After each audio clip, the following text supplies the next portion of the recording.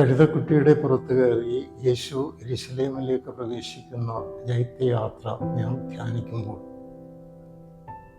യേശുവിൻ്റെ ആ ഒരു പ്രവൃത്തി മുൻകൂട്ടി ആലോചിച്ച് ഉറപ്പിച്ചിരുന്ന ഒന്നല്ല എന്ന് വ്യക്തമാണ്. അതുപോലെ തന്നെ ജനങ്ങളുടെ പ്രതികരണവും മുൻകൂട്ടി ആലോചിച്ച് ഉറപ്പിച്ച ഒന്നായിരുന്നില്ല. ആ സാഹചര്യത്തിൽ അങ്ങനെ ഉണ്ടായി എന്നുള്ളതാണ്. എന്നാൽ യേശുവിൻ്റെ ആ യാത്രയും ജനങ്ങളുടെ പ്രതികരണവും തുടർന്നുണ്ടാകുന്ന സംഭവങ്ങളുമെല്ലാം ഒരു പുതിയ ദർശനം നമുക്ക് നൽകുന്നതാണ് എന്നുള്ളതിൽ യാതൊരു സംശയമില്ല. യേശു കഴുതക്കുട്ടിപ്പുറത്ത് കയറുമ്പോൾ യേശുവിനെ രാജാവെന്ന് വിളിക്കുന്നതും വസ്ത്രവും മരച്ചില്ലകളും വഴിയിൽ വിതറുന്നതും നിലവിലിരിക്കുന്ന സംവിധാനത്തിൻ്റെ ബദലായി കാണുന്നതിൽ തെറ്റില്ല. അങ്ങനെ നാം നോക്കുമ്പോൾ യേശുവിൻ്റെ ശുശ്രൂഷയിൽ അവസാന നാഴികകളിലേക്ക് പ്രവേശിക്കുമ്പോൾ എന്താണ് യഥാർത്ഥത്തിൽ യേശുവിൻ്റെ ലക്ഷ്യമെന്നുള്ളത് സാധൂകരിക്കുന്നതിൻ്റെ പ്രതീകങ്ങളായി ഈ സംഭവങ്ങളെ നമുക്ക് കാണുവാൻ സാധിക്കും.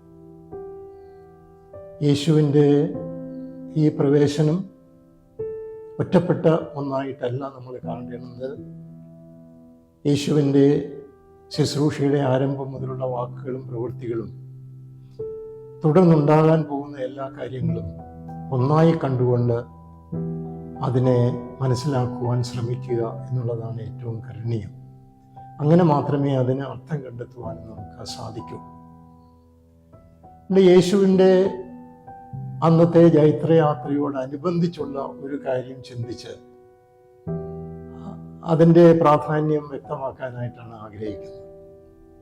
3 സുവിശേഷത്തിലും യേശുവിൻ്റെ യെരുശലേം പ്രവേശനത്തോടനുബന്ധിച്ച് പറയുന്ന ഒരു കാര്യം യെരുശലേം ദേവാലയത്തിൻ്റെ ശുദ്ധീകരണമാണ്. ആ യെരുശലേം ദേവാലയത്തിൻ്റെ ശുദ്ധീകരണത്തിൽ യേശു അവിടെ ചെന്നിട്ട് പറയുന്ന ഒരു വാക്ക്, എൻ്റെ പിതാവിൻ്റെ ആലയം പ്രാർത്ഥനാലയമാണ്, നിങ്ങൾ അതിനെ കള്ളന്മാരുടെ ഗുഹയാക്കി തീർക്കുന്നു എന്നാണ്. യെരുശലേം ദേവാലയത്തെക്കുറിച്ച് പ്രത്യേകിച്ച് ആവർത്തന ചരിത്രത്തിലൊക്കെ പറയുന്ന ഒരു കാര്യം, യഹോവ തൻ്റെ നാമം വിളിച്ചപേക്ഷിക്കുവാൻ തിരഞ്ഞെടുത്തിരിക്കുന്ന സ്ഥലമെന്നാണ്. അങ്ങനെയുള്ള ആ ഒരു സ്ഥലം അതിൻ്റെ ഉദ്ദേശത്തിൽ നിന്നും വ്യതിചലിച്ചിരിക്കുന്നു എന്ന് യേശു പറയുന്നു. അപ്പോൾ യേശു ദേവാലയം ശുദ്ധീകരിക്കുമ്പോൾ യേശുവിന് നേരെ ഉണ്ടാകുന്ന ഒരു ചോദ്യം, നീ എന്ത് അധികാരം കൊണ്ട് ഇത് ചെയ്യുന്നു എന്നുള്ളതാണ്. അതിന് യേശു വ്യക്തമായ ഒരു മറുപടി നൽകുന്നില്ല എങ്കിലും ഒരു മറുപടി യേശു നൽകുന്നുണ്ട്. യേശു പറയുന്നത്, നിങ്ങൾ ഈ മന്ദിരം പൊളിക്കുക, ഞാൻ 3 ദിവസം കൊണ്ട് ഇതിനെ പണിയും എന്നുള്ളതാണ്. യേശുവിൻ്റെ ഈ വാക്കുകൾ വളരെ വളരെ പ്രധാനപ്പെട്ട ഒന്നാണ്.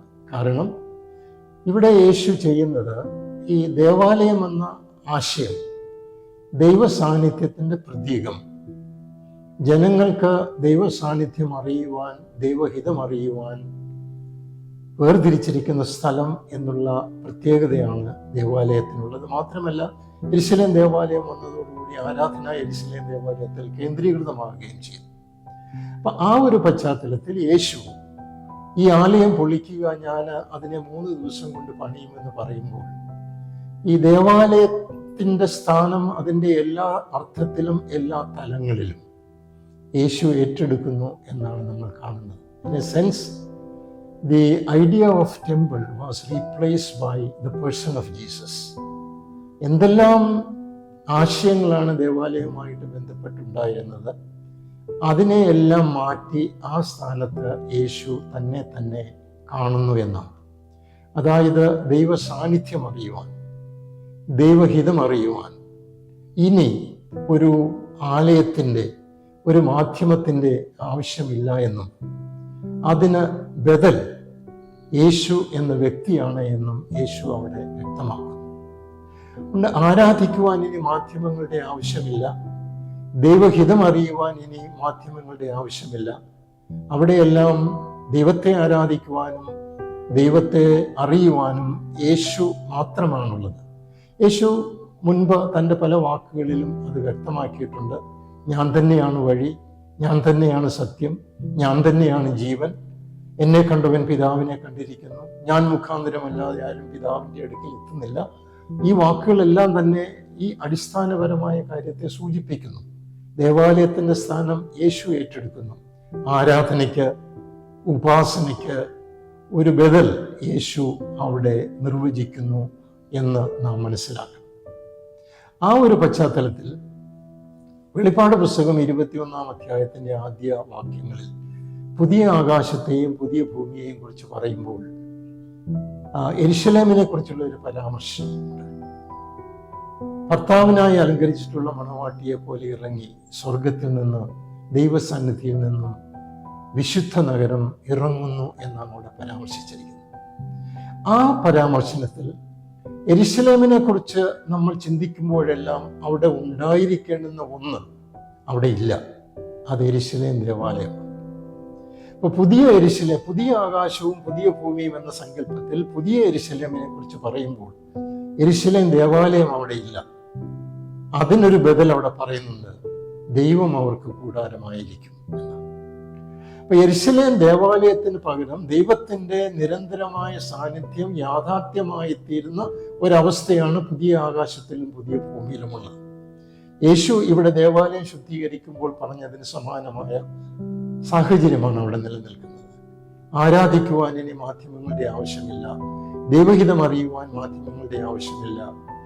ദൈവത്തിന്റെ നിരന്തരമായ സാന്നിധ്യം ആരാധനാ കേന്ദ്രങ്ങളുടെ സ്ഥാനം ഏറ്റെടുക്കുകയും മാധ്യമങ്ങളില്ലാതെ, പ്രതിനിധികളില്ലാതെ ദൈവത്തെ അറിയുവാനും ദൈവത്തോട് ഇടപഴകുവാനുമുള്ള അവസരം പുതിയ ആകാശത്തിലും പുതിയ ഭൂമിയിലും മനുഷ്യന് ലഭ്യമാകുന്നു എന്നുള്ളതാണ്.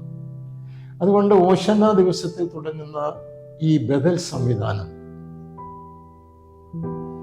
രാജാവിന്റെ ചിത്രം മാറുന്നു, രാജനീതിയുടെ ചിത്രം മാറുന്നു.